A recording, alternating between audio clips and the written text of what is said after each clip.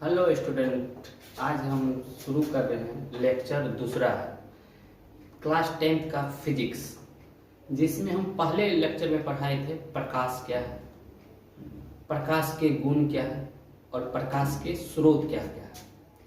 और आज जो हम लेक्चर दूसरा है, आज फिजिक्स का प्रकाश चैप्टर का दूसरा लेक्चर है, जिसमें हम शुरू करेंगे दीप्त वस्तु क्या है, अदीप्त वस्तु क्या है। दीप्त वस्तु क्या होता है? वे वस्तु जो स्वयं के प्रकाश से प्रकाशित होता है, उसको क्या कहते हैं? दीप्त वस्तु कहते हैं, जिसका अपना प्रकाश हो, जैसे सूरज, तारे, जुगनू, लालटेन, मोमबत्ती, इन सब के पास क्या होता है? अपना प्रकाश होता है। ये अपने प्रकाश से क्या होता है? प्रकाशित होता है। तो ये क्या हो गया? दीप्त वस्तु हो गया। अदीप्त वस्तु क्या होता है? वे वस्तु जो दूसरे के प्रकाश से क्या होता है? प्रकाशित होता है, अदीप्त वस्तु कहते हैं। जैसे टेबल हो गया, बेंच हो गया, डेस्क हो गया, आदि चंद्रमा हो गया, ये सब क्या हो गया? ये अदीप्त वस्तु हो गया। चंद्रमा कैसे? चंद्रमा के पास अपना प्रकाश नहीं होता। चंद्रमा सूरज के प्रकाश से प्रकाशित होता है, इसलिए चंद्रमा क्या हो गया? अदीप्त वस्तु। समझे? तो यहाँ पे उसके बाद तब फिर क्या है? प्रकीर्णन।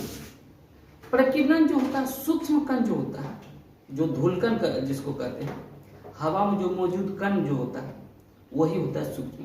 सूक्ष्म कण पर जो पड़ने वाली प्रकाश ऊर्जा होता है, तो उसको क्या करता है? अवशोषित करके फिर चारों तरफ विकिरित करते हैं, मतलब फैलाते हैं। तो प्रकाश से इस घटना को प्रकाश का क्या कहते हैं? प्रकीर्णन करते हैं। प्रकाश इस घटना को क्या कहते हैं? प्रकाश का प्रकीर्णन करते हैं। ठीक।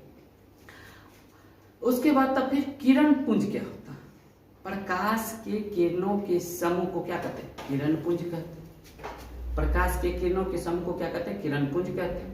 किरण पुंज तीन प्रकार के होते हैं: अपसारी किरण पुंज, अभिसारी किरण पुंज और समांतर किरण पुंज। ठीक। तो अब देखिए, यहाँ पे देख लीजिए, तो यहाँ पे आप नोट्स इसका बना सकते हैं, पूरा प्रॉपर नोट्स है।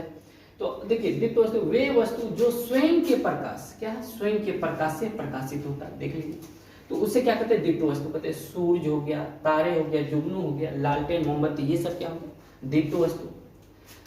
अदीप्त वस्तु वे वस्तु जो दूसरे के प्रकाश से, जिसके पास अपना प्रकाश नहीं होता, बताए भी अभी, जिसके पास अपना प्रकाश नहीं होता, दूसरे के प्रकाश से प्रकाशित होता है, उसे अदीप्त वस्तु कहते हैं। जैसे अंधेरा में बेंच, डेस्क, टेबल, कुर्सी, कोई भी ये सब वस्तु यदि अंधेरा में रखा हुआ रहेगा तो दिखाई नहीं देगा।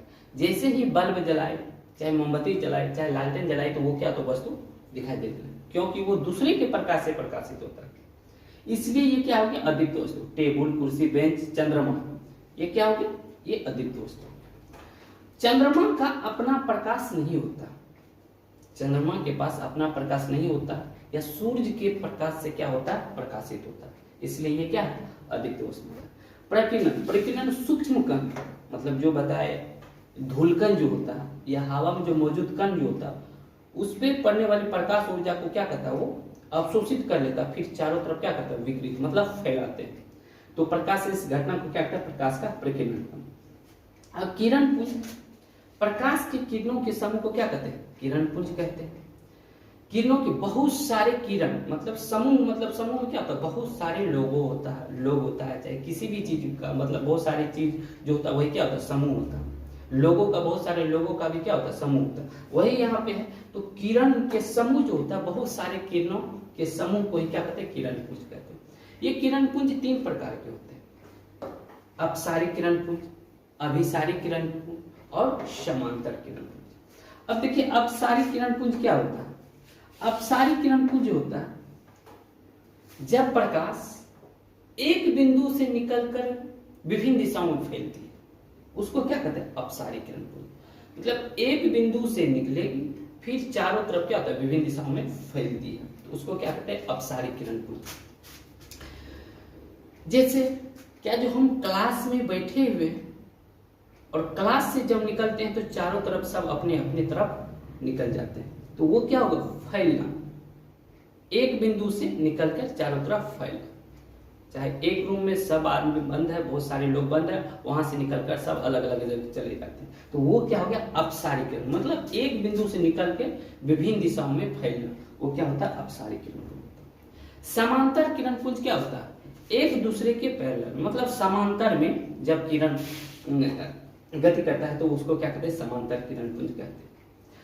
अभिसारी किरण पुंज, अभिसारी किरण पुंज क्या होता है, जब प्रकाश की किरण विभिन्न दिशाओं से आके एक बिंदु पर मिला, मतलब एक बिंदु पर विभिन्न दिशाओं से, जैसे ये हो गया विभिन्न दिशा, इधर से आके, फिर इधर से आके, फिर इधर से आके, फिर इधर से आके एक बिंदु पे मिल जाता है, यहाँ पे मिल जाता है, तो ये क्या हो गया, अपसारी किरण पुंज।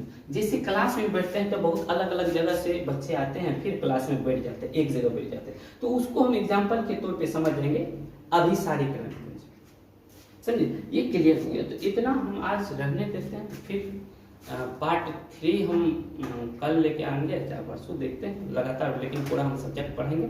इसी के साथ हम अपना क्लास को खत्म करते हैं। Thank you.